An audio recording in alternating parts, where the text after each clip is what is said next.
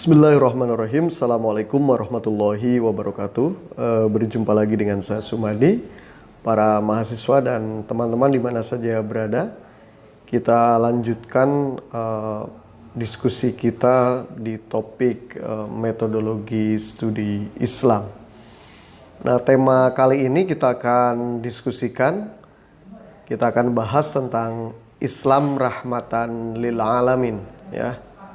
Kita akan lihat secara historis, normatif, kemudian secara teologis. Nah, pertanyaan pertama, mengapa Islam rahmatan lil alamin? Ya. Nah, pertanyaan ini bisa dijawab, mengapa Islam rahmatan lil alamin? Pertama adalah karena kerusakan alam makin mengkhawatirkan. Jadi selama tahun 2015 itu sekitar 2,1 juta hektar hutan terbakar karena ulah-ulah tangan dan perusahaan yang nakal. Dari sini diperkirakan bahwa ada kerugian ekonomi sekitar 200 triliun. Kemudian data dari World Health Organization tahun 2017 menjelaskan bahwa Jakarta dan Bandung masuk daftar sebagai 10 besar kota dengan pencemaran udara terburuk di Asia Tenggara. Nah, kemudian mengapa Islam rahmatan lil alamin? Yang kedua, argumentasinya adalah skor indeks persepsi korupsi atau Corruption Perception Index Indonesia pada tahun 2019 ini masih berada di peringkat 4 di antara negara ASEAN. Kita masih di bawah Singapura, Brunei Darussalam, dan Malaysia. Oleh karena itulah ada data yang sangat miris sejak berdiri KPK Desember 2002 sampai dengan tahun 2019 itu telah memproses 119 kepala daerah yang tersandung korupsi. Nah, data itu menunjukkan bahwa 22 dari 34 provinsi kepala daerahnya terjerat korupsi. Yang harusnya ini kan menjadi kepala daerah itu sebagai rahmatan lil alamin, begitu. Rahmat bagi masyarakat dan daerahnya. Tetapi 22 dari 34 provinsi kepala daerahnya terjerat korupsi. Kemudian alasan yang ketiga adalah di negeri kita juga masih banyak terjadi kasus-kasus intoleransi. Termasuk sesungguhnya di berbagai belahan dunia ini. Misalnya khusus kasus di Indonesia selama tahun 2019 itu terdapat 31 kasus intoleransi. Riset Setara Institute tahun 2019 menjelaskan bahwa selama kurun 2014 sampai 2019 masih terjadi pelanggaran kebebasan beragama atau berkeyakinan. Yaitu terjadi 162 kasus di Jawa Barat, ini kasus paling banyak. 113 di DKI Jakarta, kemudian Jawa Timur ada 98 kasus, Jawa Tengah 66 kasus, Aceh 65 kasus, Yogyakarta 37 kasus, Banten 36 kasus, Sumatera Utara 28 kasus, Sulawesi Selatan 27 kasus, dan Sumatera Barat ada 23 kasus pelanggaran. Artinya problem kerusakan alam, kerusakan manusia dan masyarakat, ya. Jadi kerusakan alam makrokosmos dan mikrokosmos ini menjadi penting untuk meneguhkan kembali misi dari Islam rahmatan lil alamin. Nah, kita akan lihat pertama Islam rahmatan lil alamin secara teologis. Dalam beberapa kajian dijelaskan bahwa untuk memahami Islam rahmatan lil alamin, kita lihat dulu dari Islam atau pengertian kata Islam itu sendiri dari literatur teologis normatif, yaitu Al-Quran, ya, bahwa Islam itu berasal dari kata aslama yang berakar dari kata salama. Nah, kata Islam ini adalah bentuk infinitif dari kata aslama. Nah, dari kata itulah kemudian Islam di dalam Al-Quran itu memiliki varian makna. Islam artinya damai. Itu dalam Quran surat Al-Anfal ayat 61 dan Al-Hujurat ayat 9. Jadi Islam itu damai, tidak mungkin berkonflik, berperang begitu ya. Melakukan tindakan-tindakan yang destruktif. Kemudian yang kedua menyerah. Itu dalam surat An-Nisa ayat 125 dan surat Ali Imran ayat 83. Kemudian Islam itu juga artinya penyerahan diri secara totalitas kepadanya, artinya kepada Tuhan yang Maha Kuasa Allah Subhanahu wa taala. Itu ada dalam surat Al-Baqarah ayat 208. Kemudian Islam itu juga artinya bersih dan suci. Itu ada dalam surat Asy-Syu'ara ayat 89. Juga dalam surat Al-Maidah ayat 6. Dan Islam itu artinya selamat dan sejahtera. Nah, itu ada dalam Quran surat Maryam ayat 47. Nah, berdasar pengertian Islam itu kemudian basis teologis Islam rahmatan lil alamin itu kita lanjutkan dengan surat Al-Anbiya ayat 107, ayat yang sangat populer ya, yang artinya adalah, dan tidaklah kami Allah mengutusmu Muhammad melainkan menjadi rahmat bagi seluruh alam. Wa ma arsalnaka illa rahmatan lil alamin gitu. Nah, menurut tafsir Misbah, makna ayat tersebut bahwa Rasul adalah rahmat. Bukan saja kedatangan beliau membawa ajaran yang penuh dengan rahmat, tetapi juga sosok dan kepribadian Rasul memang kepribadian yang penuh dengan rahmat yang dianugerahkan oleh Tuhan, oleh Allah Subhanahu wa taala secara langsung. Sehingga ayat ini menurut tafsir Misbah, menurut Profesor Dr. Quraish Shihab, bahwa ayat ini tidak menyatakan bahwa kami tidak mengutus engkau untuk membawa rahmat. Tetapi penekanannya adalah bahwa kami mengutus engkau sebagai rahmat, atau agar engkau menjadi rahmat bagi seluruh alam. Nah, karena secara teologis berdasarkan ayat Al-Quran ini menurut tafsiran Quraish Shihab, jadi bahwa Islam rahmatan lil alamin bukan saja ajaran yang dibawa oleh Rasulullah SAW, tetapi praktiknya dalam kehidupan nyata itu tercermin dalam kepribadian Rasulullah SAW. Nah, kepribadian Rasulullah SAW yang rahmatan lil alamin itu terdapat dalam surat Ali Imran ayat 159, yang artinya, maka berkat rahmat Allah engkau Muhammad berlaku lemah lembut terhadap mereka. Sekiranya engkau bersikap keras dan berhati kasar, tentulah mereka menjauhkan diri dari sekitarmu. Karena itu maafkanlah mereka dan mohonkan ampun mereka dalam urusan itu. Kemudian apabila engkau telah membulatkan tekad, maka bertawakallah kepada Allah. Sungguh Allah mencintai orang-orang yang bertawakal. Nah, teman-teman para mahasiswa dan siapa saja dimanapun berada, nah kepribadian Nabi SAW yang rahmatan lil alamin ini meliputi, misalkan pertama adalah kepribadian yang ada unsur rasionalitasnya. Nah, bahwa semua kesuksesan Rasulullah SAW itu karena usaha dan kerja keras yang dilakukan sesuai aturan dan sunatullah. Sehingga Nabi tidak memperkenalkan seperti tukang sulap dalam penyelesaian masalah, misalkan simsalabim. Kalau ingin rezeki, ingin karir, ingin profesionalitas, maka Nabi menganjurkan untuk kita menuntut ilmu, untuk belajar, kemudian untuk melakukan kerja-kerja keras gitu. Makanya dalam beberapa hadis juga diterangkan bahwa Rasul sangat mencintai orang-orang yang tangannya kasar dalam rangka memenuhi kebutuhannya, kebutuhan keluarganya, kebutuhan anak dan istrinya begitu. Jadi unsur rasionalitas ini menjadi salah satu yang menjadi ciri khas kepribadian yang rahmatan lil alamin. Karena dengan rasionalitas ini menunjukkan bagaimana cara kerja yang benar, cara kerja yang produktif, dan cara penyelesaian masalah yang itu berguna bagi masyarakat luas. Kemudian yang kedua, kepribadian Rasul yang rahmatil lil alamin itu ada unsur kecerdasan. Nah, misalkan berbagai perundingan dalam berbagai peperangan itu berakhir dengan damai gitu.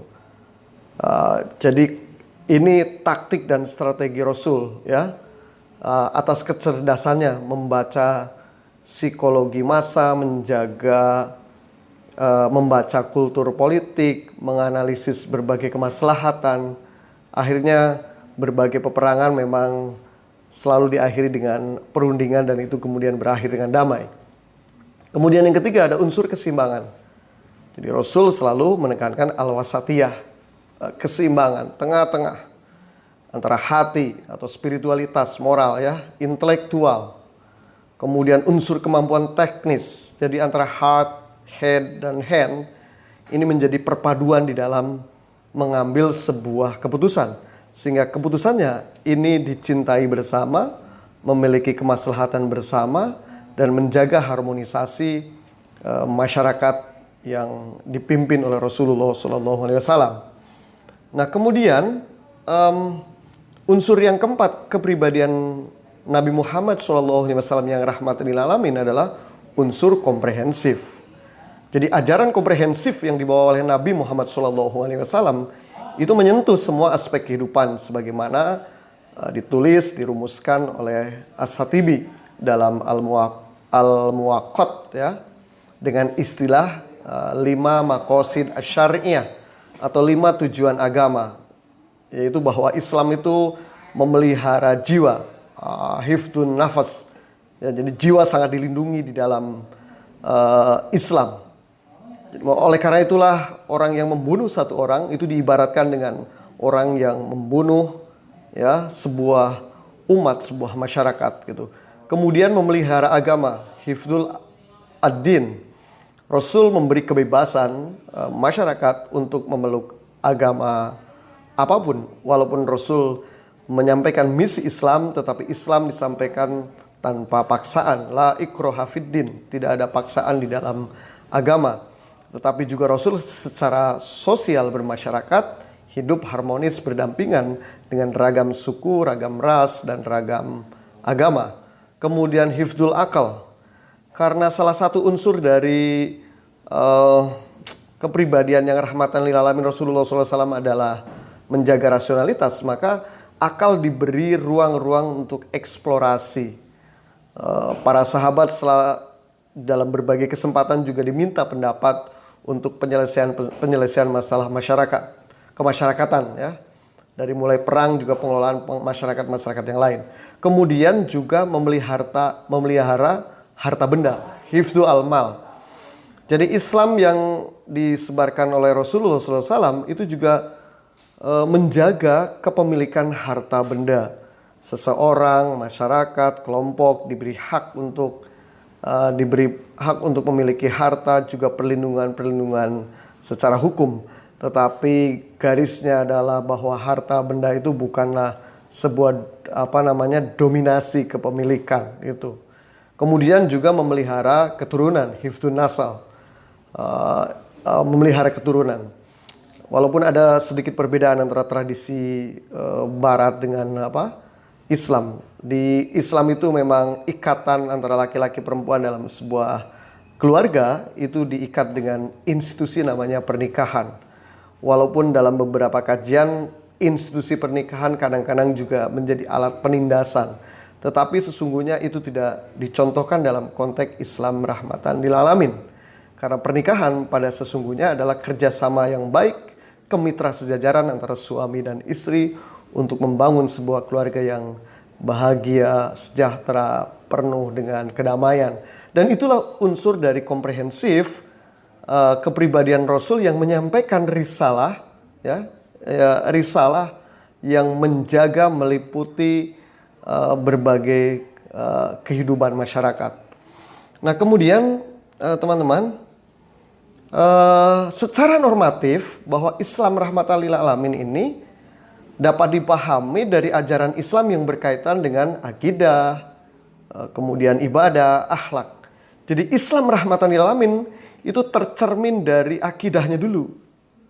Ya, kalau akidahnya sudah rahmatan lil alamin, maka kemudian dia akan memiliki tata ibadah yang rahmatan lil alamin dan kemudian implikasi secara sosial itu juga rahmatan lil alamin. Nah, oleh karena itulah akidah atau keimanan yang dimiliki manusia itu melahirkan tata robani atau sebuah kehidupan yang sesuai dengan aturan Tuhan.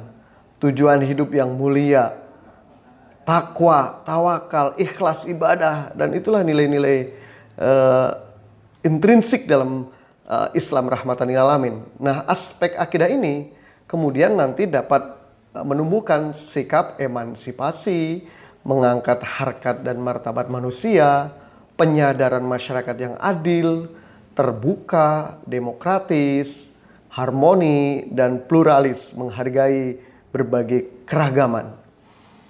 Nah, itu secara normatif. Kemudian secara historis, Islam rahmatan lil alamin itu dapat dilihat dalam praktek ajaran Islam sebagaimana yang dicontohkan oleh Nabi Muhammad SAW dan para pengikutnya generasi pertama. Nabi Muhammad SAW itu senantiasa berpihak kepada kaum mustad'afin, kaum yang tertindas, kaum yang terhegemoni. Rasul juga bangunan kebijakannya adalah kepedulian sosial kepada fakir, miskin, dan orang-orang yang terkena musibah. Nah, guna menjamin terpeliharanya hak-hak asasi manusia, itu kemudian maka disusunlah apa yang disebut dengan Piagam Madinah yang disepakati oleh seluruh masyarakat Madinah yang beragam tadi suku, agama, ya. Isi Piagam Madinah itu yang isinya sebanyak 47 pasal. Dulu saya punya buku terjemahannya, ya, yang diterbitkan oleh GIP, ya, Gema Insani Pers, dan mungkin banyak penerbit-penerbit lain yang menerbitkan tentang Piagam Madinah versi Indonesia. Itu ada 47 pasal yang isinya secara umum antara lain mengandung visi etis, solidaritas, ini menurut Abu Dinata, ya.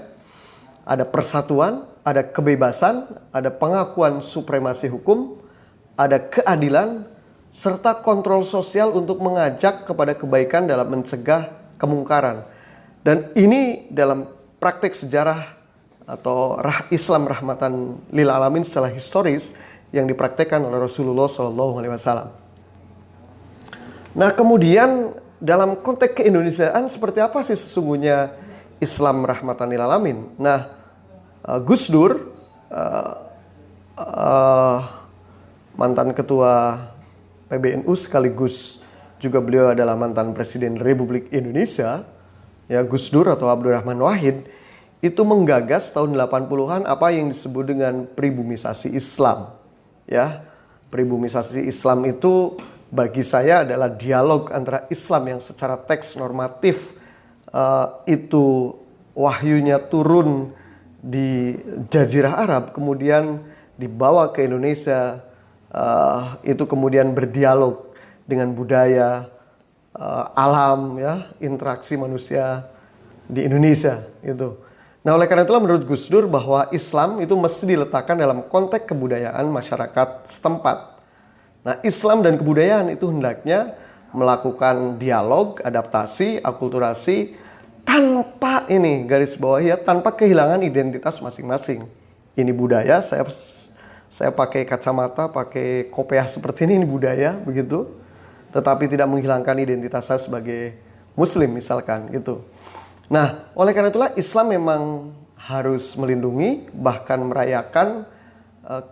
merayakan kebinekaan agama dan kebudayaan. Itu yang ditekankan oleh Gus Dur sebagai implementasi Islam rahmatan lil alamin di Indonesia yang kemudian hari ini banyak digagas sebagai Islam Nusantara menurut Nahdlatul Ulama. Kemudian menurut Muhammadiyah disebut dengan Islam berkemajuan, misalkan begitu, ide-ide itu. Ide-ide dua ide besar itu adalah bagian dari implementasi Islam rahmatan lil alamin di Indonesia. Nah, pribumisasi Islam yang dirumuskan oleh Gus Dur itu misalkan ada 3 landasan, ya. Pertama, secara historis sosiologis bahwa Islam adalah agama yang lahir dalam ruang dan waktu. Oleh karena itu perlu kontekstualisasi, perlu dialog, ya, bukan mengikuti, tetapi perlu mendialogkan antara Islam dengan negara atau budaya tempatan dan zaman hari ini. Oleh karena itulah pribumisasi Islam yang kedua itu perlu tafsir, atau bahasa lain tafsir itu ya hermeneutika. Dalam konteks riset itu paradigma interpretif, yang artinya menghargai ragam-ragam perspektif gitu. Sehingga dengan penghargaan pada ragam perspektif tanpa menghilangkan identitas agama sebagai wahyu yang diturunkan oleh Tuhan, ya, itu akan terjadi dalam akulturasi. Ya, sehingga terjadi akulturasi, sekali lagi ya, dialog antara Islam dan kebudayaan lokal. Nah, kemudian yang ketiga, bangunan pribumisasi Islam sebagai Islam rahmatan lil alamin di Indonesia itu dalam ranah politik dan ruang publik pada umumnya Islam menganut prinsip kemaslahatan sebagai pijakan dalam menentukan sebuah kebijakan. Oleh karena itulah dalam konteks bentuk negara misalkan, kalau kita mengkaji Al-Quran dan Hadis, tentu kita tidak akan menemukan secara pasti apakah negara dalam Islam itu kerajaan atau parlementer atau republik, ya, presidensial begitu. Tetapi kata kuncinya adalah bahwa negara dibangun adalah untuk kemaslahatan masyarakat. Tidak ada yang termarginalkan, tidak ada yang terhegemoni, tidak ada yang berpesta di tengah tangisan rakyat, tetapi semua menjadi maslahat. Itulah sesungguhnya yang menjadi prinsip Islam rahmatan lil alamin dalam ranah politik dan ruang publik. Prakteknya di Indonesia misalkan ada partai politik, ya, ada partai politik yang banyak, kemudian ada anggota parlemen, ya, kemudian ada presiden, kemudian ada penegak hukum. Itu bagian yang sesungguhnya untuk mewujudkan kemaslahatan. Kita sadar bahwa sistem demokrasi kita masih banyak kekurangan, tetapi ini adalah awal menuju atau ikhtiar untuk menerapkan prinsip kemaslahatan sebagaimana yang dianjurkan oleh Islam rahmatan lil alamin. Nah, saya kira demikian